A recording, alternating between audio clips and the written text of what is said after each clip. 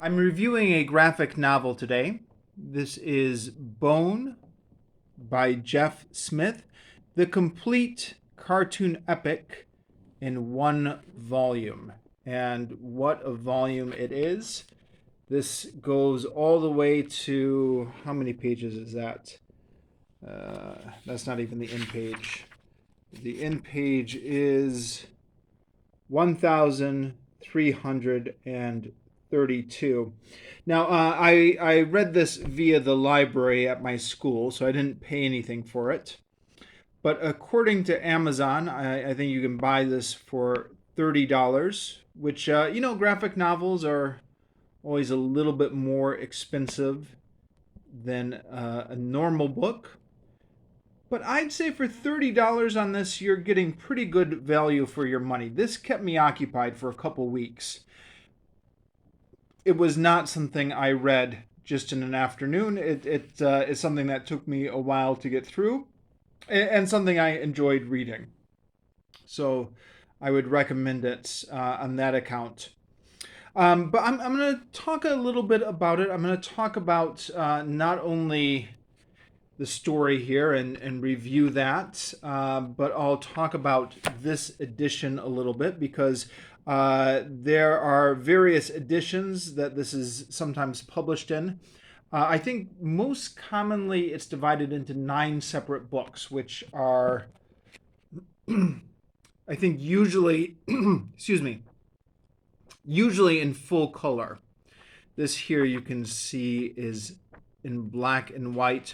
Although I was a little bit surprised to notice here, it says somewhere in the front, where is it? It says someone in the front in black and white as originally published. Oh, here we go. Presented in black and white as originally published. I didn't realize that Bone's first run was in black and white. I mean, that's, of course, that's assuming that's correct. Is that correct? But maybe that explains why, even though it's normally printed in color nowadays. I mean, this black and white pictures looks very clean, doesn't it? It doesn't look like some of those Marvel Essential volumes where it looks like a color page that somebody just decolored. The black and white looks quite natural here. But do be aware that this volume is in black and white. I saw somebody at Amazon on the Amazon review page complaining about this, saying they ordered this from Amazon thinking it would be the full color edition and was disappointed to find it was in black and white. There is a full color edition as well. Well, I mean, there are a few different full color editions. I think most commonly this is sold as 9 separate books. There is one full color collected edition like this, which I think according to Amazon is $125. So you're paying like $100 extra for that color. But I don't know, maybe that's worth it to you. I enjoyed this fine in black and white.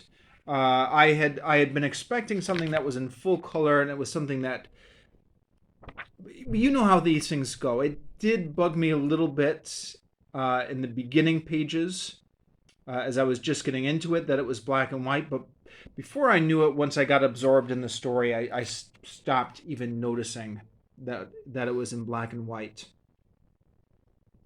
Anyways, let me talk about this comic a little bit and maybe my history with it.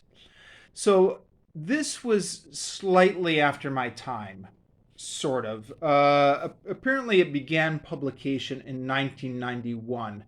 So in 1991, actually, I was still young and was still frequenting comic shops as a young lad. I don't remember this comic. And truth be told, back in those days, I was exclusively looking at the superhero stuff, the Superman, Spider-Man, Batman. And I didn't even bother looking at the other stuff. So I didn't even know this existed. And I believe it was published from 1991 until 2004 with some delays, according to Wikipedia. Now, 2004 was well after I had stopped reading comic books. At that point, I mean, 2004, I had graduated college. I was in Japan teaching English. I was completely removed from that scene. But then, since the initial run of comics, it's been popular in collected editions like this one, and I believe has become a staple of elementary school libraries. Maybe somebody who's a little bit younger than me and went to elementary school after those years can let me know in the comments if that's true or not. But that's the impression I get, that people who grew up after that time would see this book or one of the full color editions in elementary school libraries quite commonly. Um, Perhaps a little ironically, because this again, according to Wikipedia, this book gets banned from schools from time to time because of its depictions of smoking and drinking, and I don't know, maybe some of the violence in here as well. The author Jeff Smith apparently has said that it was never intended for children, or at least never intended exclusively for children. But that strikes me as either being slightly dishonest or maybe him just completely misunderstanding his target audience, because the ideal audience for this is obviously a 10-year-old. And I'll get more into why that is later. Which is not to say that us older people can't enjoy it. I certainly did. But the ideal person to read this book is a 10-year-old or an 8-year-old, or around that age. So I started to notice this references to this book. I don't know, around 2010 or something. I had a coworker at one school I taught at who used to use illustrations from this book for his class. He would show the students some panels, and they would have to make the story or tell the rest of the story using bone. And I started. Well, I don't know. You know how something is when something starts to get popular. You just start hearing about it from bits and pieces. I started seeing. A friend of mine wrote a review of it on his blog. I'll link to that actually in the description to this video down below. It's a short review. I just started hearing bits and pieces of it. And then a few years ago, I was teaching 10-year-olds myself here in Vietnam, teaching English as a second language. And we were reading a lot of comic books in class. And I was looking for things to do with them. And I decided to try this out. Now, the way I read it to them at that time was I looked for an electronic copy online. And there are electronic copies online. They're not legal, but you know how the internet works. And they really got into it. We read it for, I don't know, like a year and a half. And we got barely halfway through the story. And at which point I moved on to another job. And we just had to finish up with the story halfway completed. Which they were disappointed by. But they were finding out ways to get a hold of this book themselves. Some of them would even show up to class with some of the full color comic books that they had bought in bookstores in Vietnam. And I said, I didn't even know you could buy this in Vietnam. But yeah, it was being sold in Vietnamese bookstores, and some of them were able to get some of the copies. And again, sorry, not to repeat myself, but I think the most common way this is collected is in 9 different volumes, and full color, and those were the ones they were showing up with. Um, More recently, I'm working at a different school in which I am making an attempt to get more graphic novels in our library for students who are learning English as a second language, because there's a lot of literature out there about how students can learn a lot of reading fluency and vocabulary by reading comic books in a second language, and that and students really like reading comic books. You know, it's so hard to get them to read a book, but reading a comic book is something that they just naturally gravitate towards. So, as part of that project, I convinced my library to order this book. Um, so this book came to our library courtesy of me and of, well, I guess the library footed the bill for it, but my idea to get this book into our library, uh, and hopefully it'll attract some students to read it. But it also gave me an opportunity to read it because I had not, up until that time, I'd not made it past the first half of the story. Now, I mean, it was technically all online, but I didn't like reading for extended periods off a computer screen. I mean, when I was doing it as a class project, that was one thing, but just continuing on for my own enjoyment, I didn't want to read it off the computer screen. But now that I've got access to the whole volume, I've been reading this over the past few weeks and have finally gotten to the end of it at last. Um, I have noticed talking about this with coworkers that many of my coworkers have no idea what this is. So it's seems to be in this unique space, I think, where there's certain people, maybe a certain generation, who are very familiar with this story, and then a lot of people who have no idea what it is. Although maybe that's just true of books in general, huh? I mean, with a blockbuster movie, everybody has heard of it, but books. My experience has been there's no such thing as a book everybody has heard of, at least not these days. Um, the, they I think books tend to be niche by their very nature, or I don't know, only known to some people. Again, let me know in the comments what your experience is. Do you know about this book? How did you hear about it? When did you hear about it? You know, what generation are you? Because maybe that makes a difference. But for people who aren't familiar with this, let me try and explain the premise as best I can. And I'm a little bit aided in this by some of the commentary I got on Wikipedia. Also as somebody who's read through it myself and can collaborate what I've read on Wikipedia with my own experience. This Jeff Smith, the guy who wrote this book, was inspired by those old Donald Duck comic books, the Donald Duck and Uncle Scrooge, Carl Barks comics,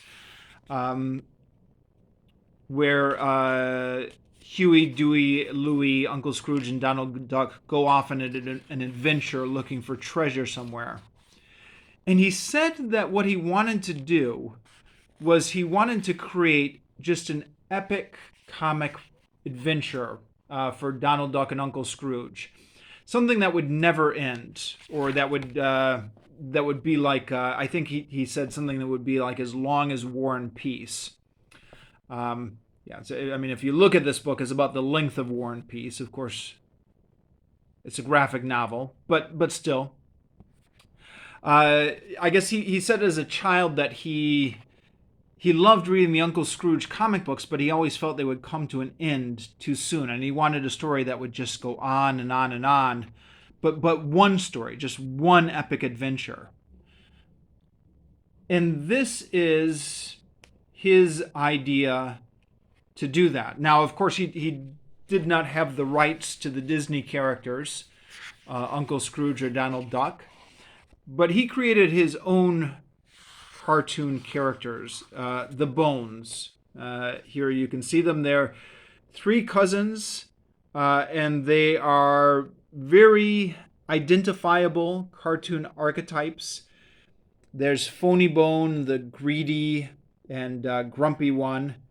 There's Smiley Bone, the really goofy and dumb one. And then there's Phone Bone, who's kind of like the everyman. But, also he's like a little cartoon character in the sense that he's super shy and awkward around pretty girls and stuff like that.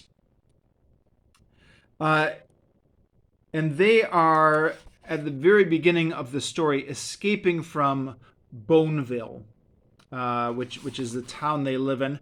Again, you can see where this is just like those Uncle Scrooge and Donald Duck comics, right? They all live in Duckburg. Donald Duck lives in the city of Duckburg.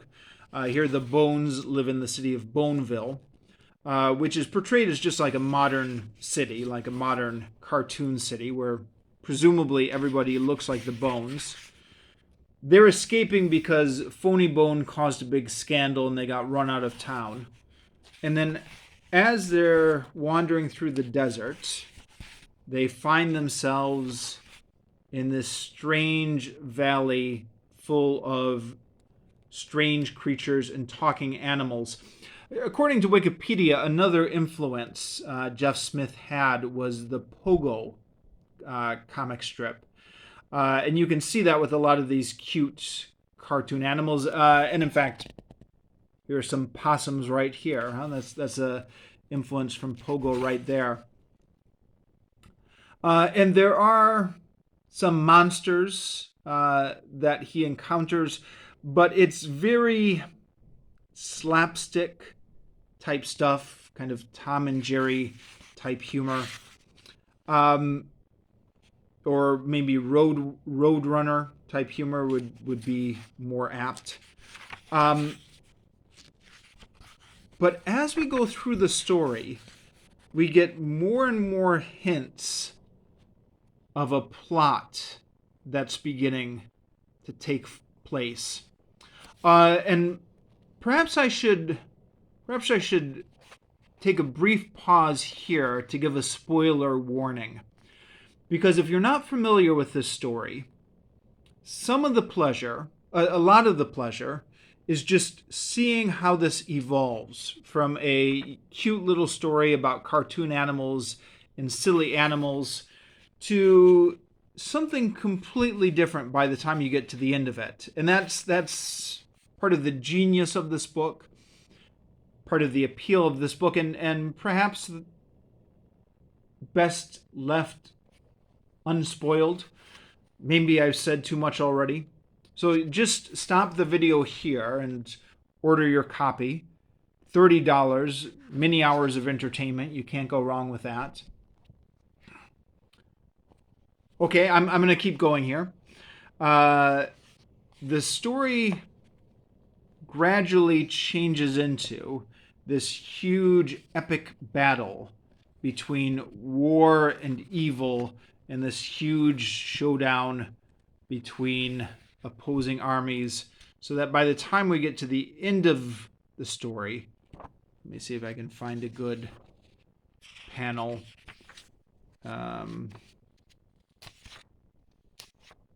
There's this huge army which has come out to attack. Yeah, there we go. All these battle scenes outside of the city walls and the castle. So this is the other influence of the book. Again, according to Wikipedia, Lord of the Rings was another big influence. And you can see that with his huge battle scenes at the end. So changing from crazy cartoon characters up to wacky antics, into the gradually changing into this huge epic battle story is, yeah, I guess that's the genius of this, the subversion of the narrative expectations that takes place over the course of this comic. Which is not to say it's done perfectly. There are, I think, in my opinion, a few missteps. Although you have to be somewhat forgiving of this because you have to remember that it wasn't published as a novel, meaning it wasn't published all in one chunk in this format. It was published as a monthly comic book, or I think bi-monthly according to Wikipedia. Which means there was no opportunity for reading groups and what are they called, beta readers, and an editor to go through it. If Jeff Smith made a misstep in one of the monthly comics, then there's no opportunity to go back and fix it. It's just like any other serialized comic. And actually, that being said, it's impressive how good it is. How good it is, but also impressive how tight the narrative is. So there's a lot of stuff that's teased way at the beginning, which doesn't pay off until much later in the book. And given the publishing history of the book, that was a few years later that these later issues came out. Again, the thing was published between 1991 to 2004. So things like, at the very beginning, we find out that the rat creatures are looking for a bone with a star on his shirt. We don't find out why they're looking for a bone with a star on his shirt, which by the way is Phony Bone's character, until much later. And then once we get the reveal, it ties together several bits of information which had been casually thrown out there early in the story, but the significance of it all becomes clear later in the story. So that was quite clever. But yeah, the missteps. There's in the middle of the story, there's a bunch of baby animals who are orphaned, who help the Bones on their adventures. And again, this is straight out of Disney or Pogo. These cute little baby animals who are helping them around. But yeah, see, it's difficult to get the tone right here. They're baby animals without any parents because the rat creatures ate his mom and dad. So the rat creatures killed your mom and papa? Yep, they ate my mom and dad. They ate them? That's harsh.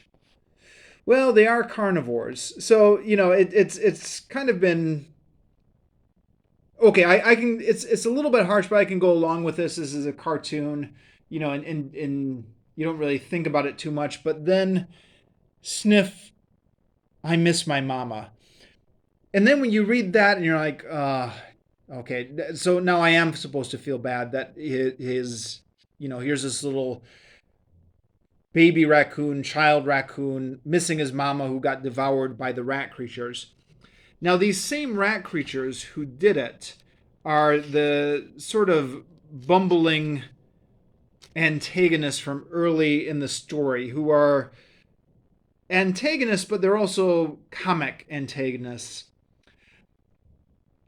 But yeah, I don't know. It just seems to be a tonal misstep to have them having eaten the parents of all these baby animals, for the baby animals to talk about how they miss their parents because they ate them, and then to expect to have any sort of sympathy for these characters. I mean, these rat creatures are kind of the antagonists, but they're the comic antagonists, and they're supposed to be kind of bumbling, and you're supposed to get comedy from them. But then now that you have to think about how these poor children don't have their parents because they ate them, Yeah, they ate all our parents. See, I understand what he was going for. He wanted to have a cute bunch of baby animals to go on adventures with the bones, just like in Pogo. But that kind of thing is a little bit of a misstep. It does get much darker later on in the book, although I think that I don't mind. That I don't count as a misstep because that's the plan all along, is to gradually introduce more and more serious stuff, and to have, although even when we get the serious stuff, it's going on alongside of some of the cute and comic stuff. But again, I that's okay. I think that works to have the serious stuff and the comic stuff kind of running parallel to each other. Um, but then trying to have, yeah, I don't think it works with the rat creatures eating the parents of the baby animals, if that makes sense. Uh, Another thing, there's a few inconsistencies here. The biggest one seems to be King Doc in his tongue. So here he says, the cat has torn out King Doc's tongue. Cat got your tongue, and so King Doc can't speak anymore. The huge cat has torn out his tongue. But then later, King Doc is speaking. And then later he seems to revert to not being able to speak. And then later he's speaking. Uh, I think the only thing you can count that as is a continuity error. Although there are some theories online trying to explain, like King Doc can speak in the ghost circles, or trying to get some sort of explanation for that. It strikes me as just an error. Um, the Yeah, well, I'm nitpicking stuff. The big epic battles at the end. Uh, I the friend of mine who had blogged about this years ago uh, said in one of his comments, he said he really enjoyed the narrative subversions of the beginning of the book. But by the time you got to the end of the book and it's just coming to this big showdown between good versus evil, he says he lost interest in the book at that point. I believe he said at some point there was just no escaping that the plot was on rails. Where, the beginning of the book, there was part of the interest in it was just seeing where the heck this is going with all these diverse elements in it. Once you get to the end of the book, you have a pretty clear idea where it's going as a showdown between the armies of good and the armies of evil. I'm going to part company with him slightly on this. I actually didn't mind that. I thought by the time we had gotten to this point in the book, we had kind of earned the fact that the plot was now rapidly going towards its conclusion. And I thought some of these big epic battle scenes at the end were pretty exciting. What I lost my patience with a little bit, and just a little bit, was some of the mysticism here, like the yeah the going into the dream world, and the different visions and the ghost circles and the land between waking and dead. I don't know. That just got a little bit weird to me, and I didn't quite fully understand it. Um, Maybe I didn't read the mythology sections careful enough. There were a few exposition dumps where it was setting up some of the mythology for that. Um, so yeah, some of that going in and out of the ghost world stuff I found a little bit weird, but It's a minor complaint. It never lasts too long before we get back to the action in the main story. So yeah, uh, what else is there to say about this? Well, there's plenty else to say, but there's also something to be said for wrapping a video up every now and then. I've rambled on about this for 30 minutes. Yeah, let me know in the comments what your experience with this comic is, or what your opinion of it is, and I think I'll just sign off here for now.